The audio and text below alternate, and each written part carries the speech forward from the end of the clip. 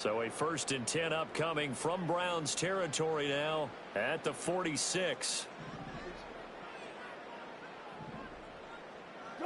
Here's Wilson.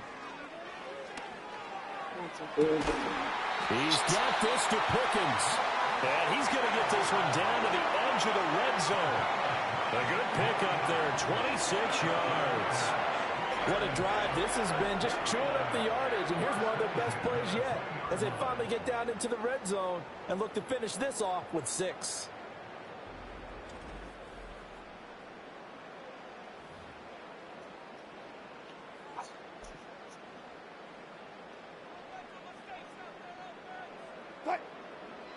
In motion left here, one of their tight ends. Again, Wilson. And that went too far in front. He couldn't reel it in. It's incomplete. Just a little beyond the reach there of his receiver. That's probably one he wishes he had back.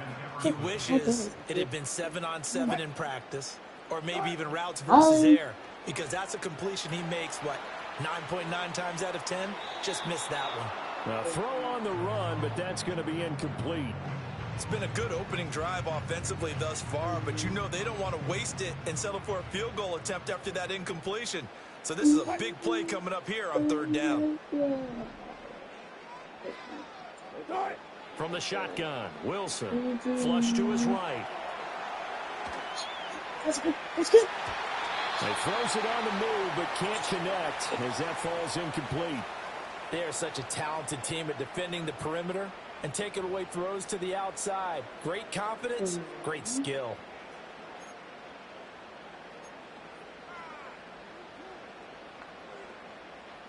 So on 4th down, the Steelers call on the number of Chris Boswell for the field goal try.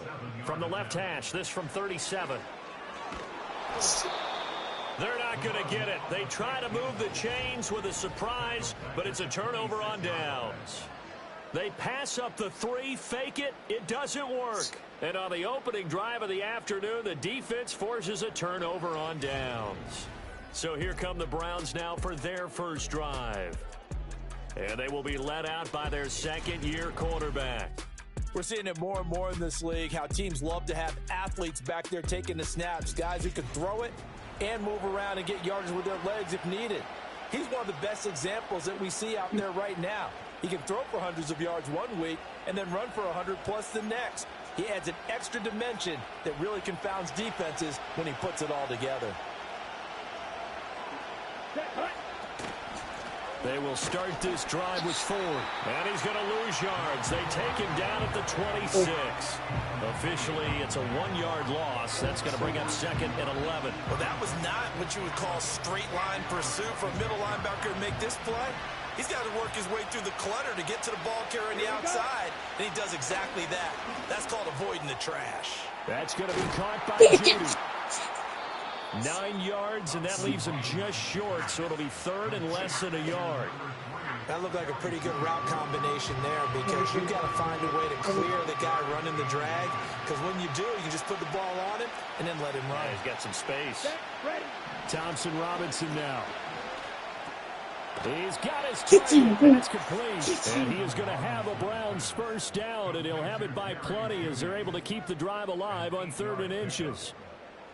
Would it be safe to say that as precise as routes are supposed to be run in the NFL, maybe they're not quite as precise in college ball? That's accurate, yeah. And I think we saw a college route in the NFL there. Just find the soft spot, find the dead zone, and find the first down. And that's what he just did. And he's going to be out of bounds, but not before he takes it inside the 40. The Browns passing game finding its stride. They've got another first down. A lot of tight ends just use their size and their strength, try to occupy some space and kind of body people away and catch the football. But not this guy. He's a refined route runner. Makes me wonder if he took some dance classes in his background with his footwork. Operating out of Steeler territory now. Here's 1st and 10 at the 39-yard line. And they'll bring Judy in motion right. And they're going to give it to him on the jet sweep. It's a 6-yard gain on the ground, and that'll make it 2nd and 4. Well, I sure wouldn't be surprised if we see more of this as this game goes on, because we know they like to use their wideouts either on quick throws or on jet sweeps like what we just saw there. And to say that that one worked well, partner, that's stating the obvious. Come on, back. More the motion man. They'll fake it on the jet sweep, and instead a handoff up the middle. And he'll be brought down at the 27-yard line. Consecutive runs of 6 yards gives him a 1st and 10. Yeah, once more, strong running, excellent blocking at the point of attack. They've got a nice little drive brewing right here.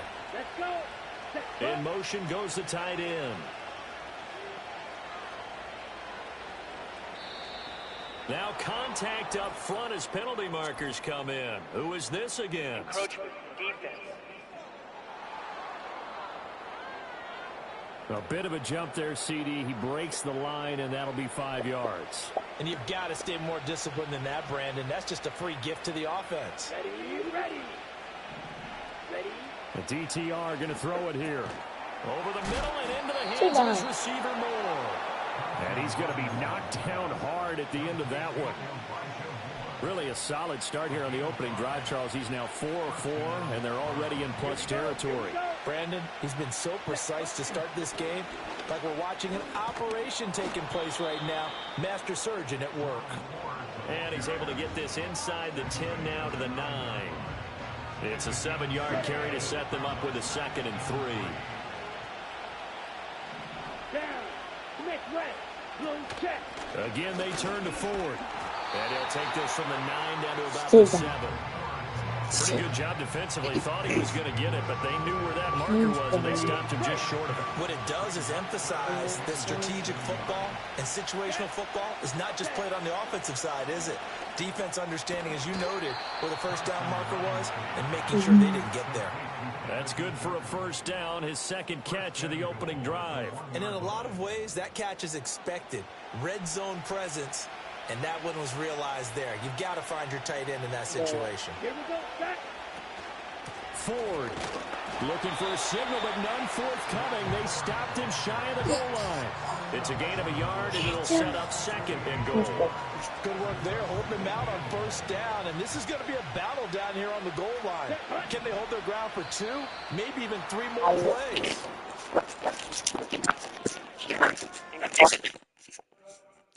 Defense. So it wasn't the line that jumped that time, the 2nd level. No, that's a great observation because most of the time it's those guys up front so eager to get off on the snap. They do it, but in this case, you're exactly right. 2nd level, probably because they moved up to the 1st level, and that hurts them. And he's in. Touchdown, Browns.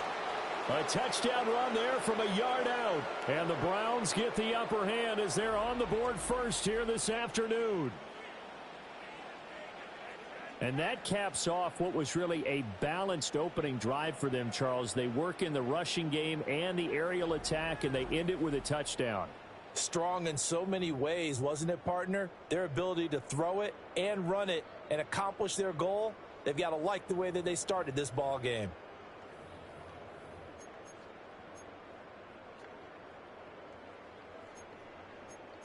Dustin Hopkins on now to add the extra point. That's good. It's up and through to make it 7-0 Browns. So that drive, 12 plays in length. And it's capped off by the Browns touchdown.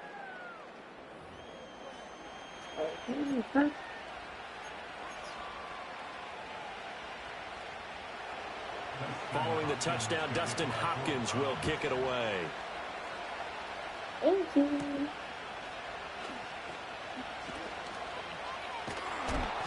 And he's only going to make it to the 13-yard line and no further. The Steeler offense here about ready for their next drive. Out of the gun, here's Wilson. And he knocks the ball away, and it falls in. Zone coverage there, and they were playing deep. That makes it obviously a little bit harder to run by guys. And that time, there's not much of a window to get the ball in there, and it winds up incomplete. Rolling to his right.